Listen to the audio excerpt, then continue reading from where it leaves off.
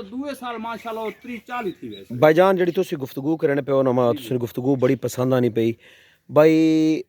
5-4 बकरियां रखो जी बिल्कुल सुथरियां रखो सुथरी ठीक है ब्रीडर चंगा रखो इंजे गल क्या ख्याल है बिल्कुल हाँ तुसी इस इलाके च फिरने रहने हो जी जी ठीक है इस इलाके च ज़्यादा लोगों ना केड़ा शौक है ज्यादा शौक है माल मन्नी दा मकसद डंगरा दा ही है हम्म बकरियां दे है मकसद थोड़ियां बकरियां दा दर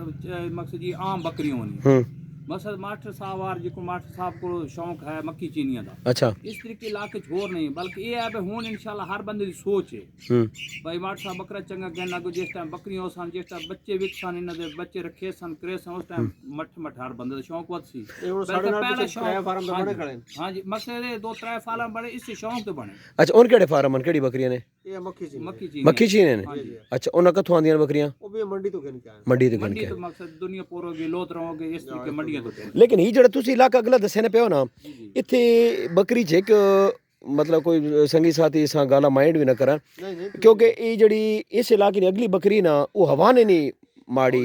पतली है क्योंकि वो होतल करास आना ना ठीक है जड़ी बकरी ना बहावल न करनी बाबर न वो हवा ने नहीं अच्छी वे उत्ते तले बकरी ओ सोनी है अच्छी वे हाँ फिर ये ना ये मकसद है वो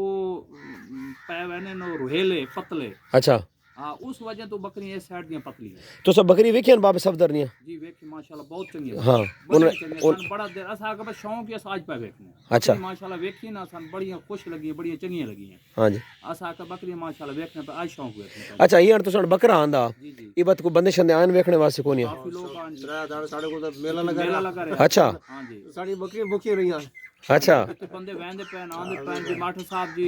8 लाख का बकरा कहना जी 8 लाख वो बकरा वेखी केड़ा जी 8 लाख का हाँ जी बस इस तरीके शौक नाल मकसद हर बंदा इत्थे वेखण आया आवन वाले अलग ते फोन वाले अलग हाँ फोन लगा अच्छा मकसद इस तरीके लोग मकसद बकरा वेखण आए नहीं बड़ी अच्छी गल है तुसी ये बकरा अच्छी बकरी तो लाजमी छोड़ना ये नहीं कहना भाई नहीं छोड़ना अगर मक्खी चीनी बकरियां की अच्छी आन ना उन्हें छोड़ो उस बात पता नहीं क्या होसी उन्हें अक्सर जी मास्टर वाले बकरे नहीं जनाब वो एक ना आगे एक नस्ल ये सदका जारी आ ना ठीक है ये सदका जारी आ जनाब अगर की फायदा होसी तो वो बकरी चंगी होवे ना जी हाँ जी बकरी चंगी हो जिस बंदा बकरी बनवादा बकरी चंगी होवे बकरी चंगी होनी ये चाहिए ना वो किले तो ध्रुव किया हो जी माट साहब बकरा नहीं आम बकरी तो आम बकरी तो आपको माशाल्लाह चंगी बकरी नाल क्रास होसी ओदा ना बढ़ सी भाई मट साहब दे मकसद बकरे दी बच्चा जी नारे या मादी है हाँ जी हाँ जी इस तरीके बात ये तो क्यों ना बकरा चंगा वे अगर इसा इथे अगर ये साल एक रह गया ना जी जी इस इलाके च नस्ल सीधी कर दे उन्हें बिल्कुल नहीं अगो इसने बच्चे नर भी आसन ना 6 मिनट बाद है तको ना भाईजान इंज होसी ना भाई पट्ठा जड़ी उसन बकरियां बन वैसन अगो इसने पुत्र जड़े उन्हें को नस्ल लोग रखसन सिद्ध रखसन ठीक है ते बस दो चार पॉइंट होने जना असी भी को माड़े मोटे जड़े जड़ी गल होसी तुसा दसा भाई हेन बच्चे हर बच्चा ब्रीडर भी नहीं होना ठीक है वो जड़ा चंगा होसी ना उस तुसा हन तुसन ऐसे फार्म में एक दो बच्चे मैं तुसा दसन भैया इन बच्चे मुंह मथे वाले चंगे इन बच्चे तुसा रखने सही हो गया 2-3 विच पट्ठा ही उनमें तुसा दसियां भाई इन पट्ठा तुसा नहीं बेचनियां सही हो गया इन यार बकरियां जड़ियां 2-3 अच्छी हैं मतलब गुजारे लायक ठीक हैं समझ आई इंज ही वत सीधा होना ना काम और निपुण बंदा 8-10 लाख खड़ी बकरी कथों आने बंदा कितना नहीं कहता मकसद हिसाब किताब है मकसद ये बकरियां जिथे दाख होती उथे 5 पागे ना 5 भाग में मकसद उस अगो बच्चे जेड़े होसे इंशाल्लाह दो माशाल्लाह देवा तो साल तो बाद 10-12 बकरियां बढ़नी बढ़िया बिल्कुल हाँ जी इन्हें बड़ा फायदा जी इस फार्मिंग ने विच बड़ा फायदा और लोग बड़ा पैसा कमाने पैन समझ आई ना सारदार जो छोटी चावनी अगर इन्हें बकरियां रजावना तो सगन तको न कितना किकोरे शरी कितना बेरी ना जनाब तो को निज़ाम है समझ ये सारा वेखो ना जंगल बना पा ते तुसी सारे दिन मेहनत करो ते वो जानवर अच्छा होवे तो वो पैसे देसी खुशहाल हो सो ते आम नॉर्मल जानवर हो सी वो 8 महीने ना बच्चा 6 महीने 30,000 ना 25,000 ना बस फायदा तो कोई ना होए साल तो बाद ही 25-30 हज़ार दा विकना जी इस तरह नहीं हाण तो सर मैं आ गया इस एरिया में बड़ा अल्लाह ने हुक्म है उसने भाईजान हाण बकरे विकसन कि शौक वधे इलाके ਦੇ ਵਿੱਚ ਕਾਫੀ ਲੋਕ ਹੋਰ ਸ਼ੌਕ ਵਧਾਵਾਂ ਤਾਂ ਉਸ ਦੇ ਵਿੱਚ ਇਹ ਸਾਡਾ ਮਾਹੌਲ ਬਣ ਵੈਸੇ तो सना बहावलपुर ने लोग रब्ता करे सन ਜੀ ਜੀ तो सना मुल्तान दे लोग रब्ता करे सन क्योंकि तो दोएं जड़े अमन शहर 40-50 किलोमीटर तो बिल्कुल समझ आई सेंटर में हाँ और ये जड़ा अगला एरिया आई ओचा वाला समझ आई रहीम जार खान इन लोग भी रब्ता करे सन तो सना क्योंकि तो सको बकरा अच्छा ते इसा शौक चलाओ समझ आई लोगों ना तल्लक दोस्ती उसा बताओ समझ आई ना इसी तरह पैसा ही हर शै नहीं होनी मतलब जी हाँ हण मां तुसी दसो भाई मेरे अज इतवार छुट्टी समझ आई कल जिसले सिकंदर परसों ना फोन लगा पा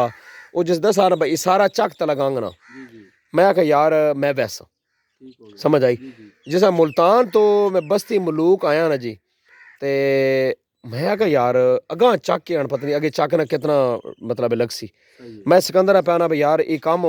ਮਾੜੀ ਸਮਝ ਚ ਨਹੀਂ ਆਣਾ ਪਾ ਬਈ 14-15 ਕਿਲੋਮੀਟਰ ਅੱਗੇ ਵੇ जी हाँ ਹੈ ਤੇ ਆਨਾ ਭਾਈ ਇਹ ਸਾਰਾ ਹੀ ਆਪਣਾ ਇਲਾਕਾ ਹੀ ਮਤਲਬ 3-4 ਚੱਕ ਆਪਣੇ ਤਲਗਾਂਗ ਨੇ 11-12 ਚੱਕ हैं जी अच्छा। हाँ जी कोई सुना दें जी अच्छा। बाकी सुन सके साथे ਹਾਂ कोई सिरे लावे दें जी ਅੱਛਾ हाँ जी इतने 4-5-6 ਚੱਕ लावे दे दो वादी सुन सके सारे 7-8-10 ਚੱਕ बनने ये सारा टोटल इलाका वाना था जी ਮਤਲਬ ਇਹ ਕਿਹੜੇ ਚੱਕ ਹੈ ये 382 WB 382 ਇਹ ਜਿਹੜਾ ਪਿਛਲਾ ये 84 ਚੱਕ है जी। 384 हाँ जी अड्डा सान लगना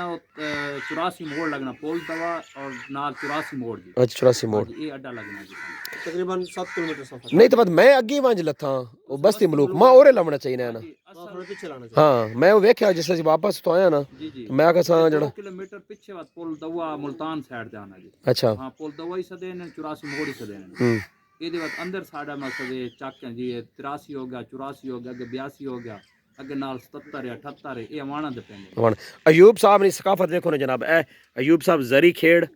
ਤੇ ਇਹ ਜਨਾਬ ਅੱਲਾ ਇਹਨਾਂ ਖੁੱਲਾ ਚੌੜਾ ਪਾਇਆ ਵਾ ਉਹ ਸਾ ਕਿਆ ਨੇ ਚੋਣਾ ਚੋਣਾ ਵਾਲਾ ਤੇ ਪਾਗੇ ਨਾ ਬੱਦੀ ਵੀ ਮੈਂ ਯਕੀਨ ਕਰੋ ਇਹਨਾਂ ਵੇਖਾ ਨਾ ਜੀ ਤੇ ਮੇਰਾ ਦਿਲ ਬੜਾ ਖੁਸ਼ ਹੋਇਆ ਬਈ ਜਨਾਬ ਸਾਡੇ ਇਲਾਕੇ ਦੀ ਸਕਾਫਤ ਜਿਹੜੀ ਹੈ ਨਾ ਜੀ ਇਹ ਬੜੀ ਬੜਾ ਅੱਛਾ ਲੱਗਣਾ ਨਾ ਜੀ समझ आई ने ते दोस्तों वीडियो जनाब इसा कंप्लीट करें ना जी ये बड़ी गपशप हो गई ते मैं आख्या चलो यार ये जड़ा इलाका ही थोड़ा जी समय ओवरऑल तो कोई चक भी थोड़ा जिहा वेख्या ना ये बड़ा खुला जा इलाका जी देखो ना बहुत दूर दराज तक ही तुसी नज़र मारो सारा इसा केड़ी नहर लगनी जी पानी वास्ते नीली बार अच्छा पानी शानी देने है ना अच्छा